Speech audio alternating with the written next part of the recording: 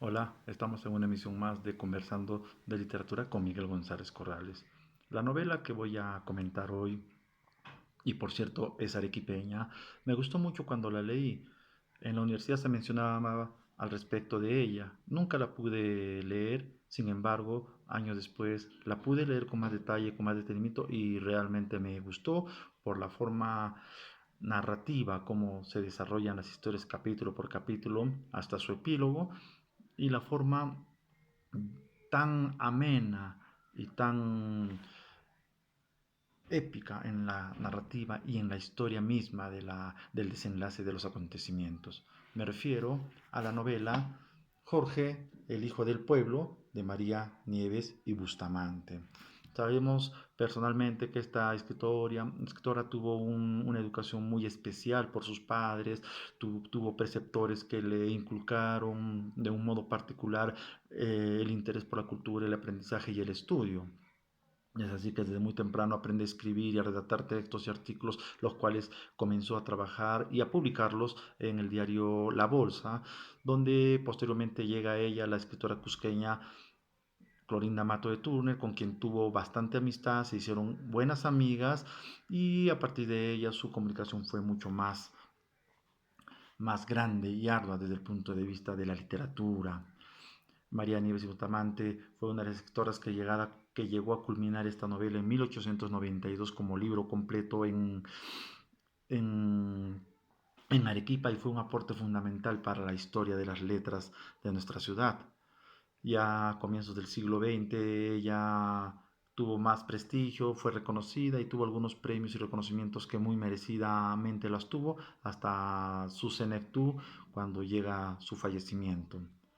Pero centrándonos en el tema mismo de la obra literaria de la cual estoy mencionando, cabe resaltar y reseñar que es un aporte fundamental como la autora, a través de sus indagaciones, investigaciones y formas de pesquisas para poder llegar a armar esta gran novela,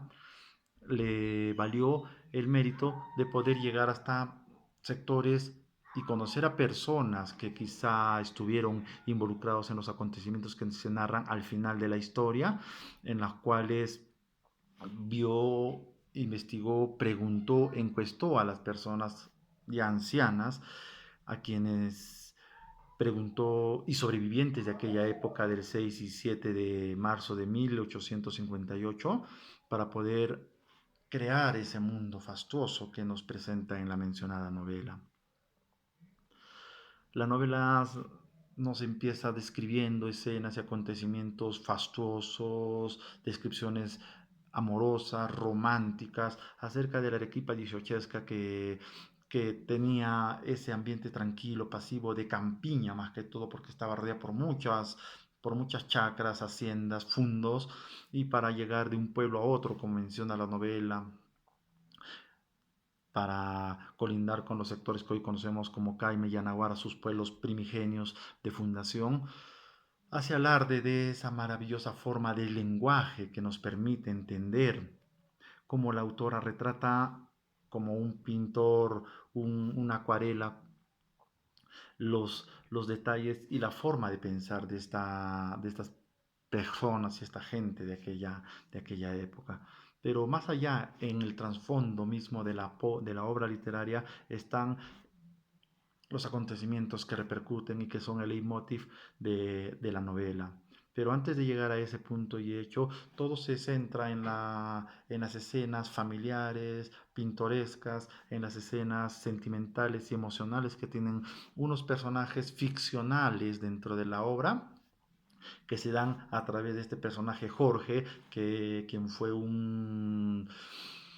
persona o un muchacho que había nacido de una relación entre el señor Latorre y su antigua empleada, una campesina de los fundos en los cuales ella trabajaba, y el muchacho se cría con un tío, un familiar, pues supuesto sus padres fallecen muy jóvenes, mientras el muchacho trataba de pertenecer a la clase trabajadora de la ciudad. El señor Latorre tenía sus conocidos, dentro de la aristocracia arequipeña del siglo XIX. Y ahí nos vamos dando cuenta cómo era la forma de pensar de estas personas mediáticas en su forma, en su eje fundamental de tratar la política del Perú, la cual era regida por los militares que trataban de tener y obtener el poder para poder dirigir el país y desde allí hacer lo que deseaban contra la demás gente peruana. Recordemos que el Perú desde su independencia, quienes querían obtener el poder para gobernar el Perú, que era un bastión enorme de riqueza, de poderío, de economía, estuvieron los militares. Y dentro de esta forma tan amena, tan entretenida de contarnos la historia con un lenguaje sencillo, con un lenguaje simple, hacen de ella una novela fastuosa en su contenido, en su aspecto social, cultural, económico, que retrata la autora. Y al margen de todas estas escenas que estoy mencionando, que eran familiares, donde Jorge termina de alguna manera enamorándose de la hija del señor Latorre para poder, ¿no? Mostrar esos sentimientos núbiles de ellos, fueron separados por intrigas, porque el muchacho era pobre y no merecía la clase de doncella que era la hija de la torre y se hubo un enfrentamientos sociales en los cuales primaba los ricos con los ricos y los pobres con los pobres, etcétera, ¿no? O artesanos a quienes le llamaba la gente aristocrática. Y en medio de ello está la política, que es el hilo que conduce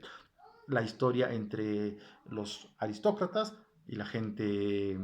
artesana. Por esa razón la novela es fundamental en el aspecto de todo lo que nos llena para poder comprenderla. Y sabemos que uno de los políticos fundamentales, si un ex militar caído a menos trata de apoderarse de Arequipa para poder obtener el poder que tanto anhelaba, y Arequipa era un bastión fundamental para este señor llamado Manuel Ignacio Vivanco, quien quiere apoderarse y hacer de las suyas alarde, siendo bondadoso, dando dádivas a los arequipeños, sobre todo a la clase aristocrática, para que pueda ganarse el favor de ellos y puedan apoyarlo con derrocar Ramón Castilla, quien estaba en el poder transitorio, mientras Echanique había sido expulsado del gobierno por ciertos fraudes y ciertas incompetencias que estaba llevando el gobierno, también militar. Vemos esta tendencia de los militares por querer apoderarse. Y en medio de estas emociones, sentimientos que se tejen a través de las historias, de las conversaciones de política que miran al Perú con rivalidades, con oposiciones, con intereses que de alguna manera tienen que tener fundamento y que regían la sociedad de Arequipa. Este señor Vivanco trata de apoderarse de todo ello, hasta que justamente, llegando a la parte fundamental y central del texto, que es la masacre que se dio entre el 6 y el 7 de marzo de 1858, la cual la autora la retrata de un modo tan fiel, digámosles, a los acontecimientos de la época, que nos van a dar a conocer cómo eran las personas arequipeñas en su forma de pensar a mediados del siglo XIX, y esa forma tan heroica de salir a protestar contra elementos que no les parecen en nada apropiados, porque saben que Vivanco al final y al verse atrapado, porque Ramón Castilla rodea la ciudad desde lo que es Achaca y todos esos alrededores, cerca a Tiabaya, para que nadie pueda escapar a ningún lado del Perú, de Arequipa. Vivanco, al verse atrapado y verse descubierto por las intrigas que tramaba, al final tiene frases de alguna manera un poco discriminatorias a los pobladores de arequipeños, a quienes los tilda de que son unos cholos brutos, porque no quieren apoyar para que la paz y el gobierno esté bien consolidado, ya que el viejo Ramón Castilla no era una persona propia porque era un dictador, un déspota, un tirano y que quería hacer de Perú lo que deseaba. Esa es la idea que se tejía. Mientras Ramón Castilla llega, rodea la ciudad de Arequipa desde Sachaca, parte de Tiabaya, para poder entrar. Y mientras llega eso, los arequipeños en su ajetreo, en su afán de poder tratar de repeler los ataques que ya se venían encima, Castilla invade la ciudad la mañana del 6 de marzo y comienza a rodear la ciudad, invade hasta que llega la trágica mañana y el trágico día 7 de marzo de aquella época y aquel año de 1858, donde los arequipeños aparecen y levantan unos muros, unas barricadas, ¿no? Y donde están los famosos puestos de Malakoff, ¿no? Y Sebastopol, que tratan de repeler grupo de jóvenes aguerridos que no van a permitir jamás que la Arequipa caiga en manos enemigas, como le llamaban, para que se apoderen de ella, ¿no? Es así que se da la cruenta batalla, incluso el poeta Benito Bonifaz está inmerso en la batalla, luchando, apoyando y dando vivas, e incluso lanza uno de esos poemas ingeniosos de momento que alienta a la gente para seguir adelante y no caer en manos de estos militares limeños que quieren apoderarse del Perú, como dije en el inicio, ya que tenían todo el poderío económico, social y político del Perú en el sur. Es así que la historia se da de una manera un poco decadente, un poco trágica, triste también, donde mucha gente y muchos jóvenes van muriendo, van siendo acribillados y hasta que llega a las 5 de la tarde y se dan cuenta que todos habían fallecido en su mayoría y como cuenta algunas partes de las descripciones de la novela, en donde menciona que habían pequeños riachuelos de sangre que llegaban hasta los canales, porque la ciudad tenía canales de regadío que llegaban a los linderos de la misma urbe para las chacras aledañas. Y así va describiendo la autora, es muy triste y Jorge, de alguna manera también malherido, salen de ahí con sus amigos, los inmortales, a quienes les llaman en esta novela para poder de alguna manera repeler ese ataque tan inmisericordia que entra Ramón Castilla con sus tropas para poder dilapidar y lapidar al mismo tiempo cualquier síntoma o idea de estar en contra del gobierno peruano, el cual él estaba liderando y estaba allá. Al margen de todos estos hechos dentro de la ficción narrativa que nos cuenta María Nieves y Bustamante, debemos recordar que hay dos factores fundamentales que juegan un hito en esta historia. El primer factor fundamental es la forma narratológica a través del lenguaje en su discurso que nos permite entender con claridad a través de descripciones precisas, concisas y el resto lo hacen los determinados diálogos de la forma de pensamiento de los personajes que hacen clave para entender la novela como un documento histórico que nos permite entender esa situación específica en esa época, en ese año y en ese espacio determinado de la historia. Y el otro aspecto fundamental de la novela es cómo es contada, la forma tan amena, la forma donde las acciones se entrecruzan entre capítulo y capítulo, y las acciones van desarrollándose de un modo tan ameno que es como cuando uno está mirando una película y se le quedan las imágenes grabadas de lo que es, de los acontecimientos de un determinado hecho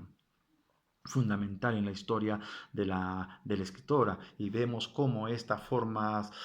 tanto narratológica a través de lo que acabo de mencionar del lenguaje y la forma tan amena en detallar las acciones de las historias que se cruzan a través de ellas. Al final, incluso con la muerte de Jorge, que se menciona en el epílogo, 14 años después de haber ocurrido la masacre de la cual estoy mencionando, vamos a ver que le hacen una forma imprescindible de la narrativa misma de la obra que nos van a permitir entender con mayor detalle. Sabemos que las novelas históricas, por más que se hayan tomado elementos de la realidad, vienen a ser ficción. Ya lo dijo el crítico francés Gerard Genet, toda obra histórica siempre va a ser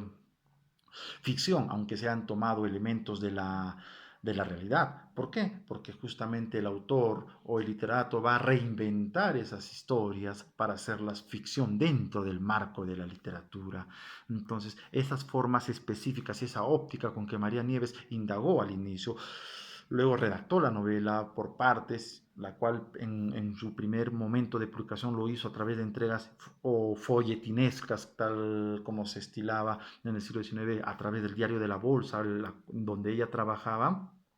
Fue ganando el interés y la acogida del público hasta que en 1892 fue definitivamente ya publicada como libro, junto con la obra Arequipa del abogado Jorge Polar. Entonces, esas dos manifestaciones culturales son fundamentales dentro de la historia literaria de Arequipa en el siglo XIX para poder entender mejor esta forma de apreciar nuestras letras. Y debo recordar y reconocer al mismo tiempo que la labor de María Nieves Bustamante como mujer, no como feminista, como mujer comprometida con su sociedad, como literata, nos permite entender que la función de la literatura producida por mujeres es muy buena y tiene una óptica tan grande y tan maravillosa como la pudiera haber publicado un hombre en un determinado momento o una época. Y en algunos momentos de la historia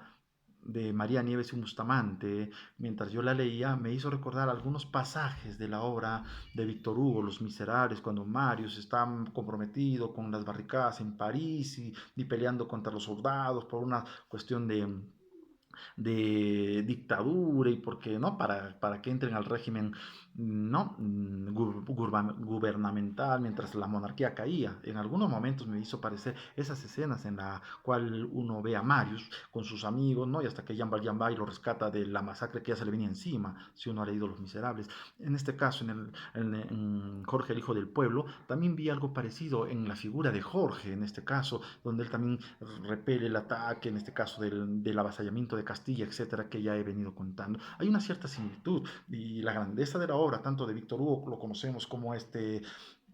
escritor francés conocido a nivel mundial, tiene una gama explosiva en la literatura y en la forma de expresar tanto sus cuentos, sus novelas y su teatro fueron fabulosas. En este caso, María Nieves y Bustamante solo escribió Jorge el Hijo del Pueblo, aunque tenía una novela en mente que era La Sombra de Morán, que nunca se publicó y por cuestiones de ella la desechó al final. Pero volviendo a Jorge el Hijo del Pueblo, vemos que tiene esa magnitud y ese impacto similar, no voy a decir igual, pero similar a lo que fueron Los Miserables desde ese punto de vista. Y uno cuando lee ve esas perspectivas de toda la obra literaria que puede leer y comparar y comentar, de todo el conocimiento que puede haber aprendido en el plano literario netamente. Entonces, en el caso de María Nieves, justamente yo recalco y resalto esa labor fundamental de ella como mujer y ese valor y aporte cultural, como lo hacen muchas mujeres, tanto arequipeñas, peruanas y a nivel mundial, que promueven una literatura propia de ellas, que hacen que tanto en la poesía y narrativa puedan explorar esos mundos, esas emociones que tiene el ser humano desde todas sus perspectivas, tal cual sea la situación que quiera narrar la escritora. Y ese aporte, desde mi punto de vista, también me fascina, porque veo en ellas, en las escritoras, algo formidable de narrar, como podemos haber leído a los grandes escritores y maestros de la literatura mundial. Este aporte fundamental es valioso en ellas. Lo más, digámosles, triste es que la obra de María Nieves y Bustamante no es muy conocida, no es muy promocionada a nivel nacional como peruana, obviamente. Y eso es lo que me llena de cierta tristeza porque una obra tan valiosa como ella, o como es Jorge o el Hijo del Pueblo, no es comentada como lo son las obras de Clorinda Mato de Turner, como son las obras de Mercedes Cabello Carbonera, etcétera, que sí tienen un aporte y un pilar dentro de nuestras letras peruanas. Lo de María Nieves Bustamante no lo es, y es algo que me entristece y me llena de cierta pena, ¿no? Porque si uno va a un manual de literatura, no lo encuentra. Y si la encuentra, le ven una reseña de una o dos líneas máximo, lo que no le permite dar esa trascendencia fundamental de la obra, tal como le estoy describiendo y le estoy haciendo notar. Es así que yo recomiendo que puedan leer esta novela Jorge el Hijo del Pueblo para que puedan entender mejor cómo es el pensamiento de la literatura, en este caso y específicamente hablando de Arequipa. Espero que muestren interés en esta novela y ya nos estaremos viendo en otra emisión de Conversando de Literatura. Hasta luego.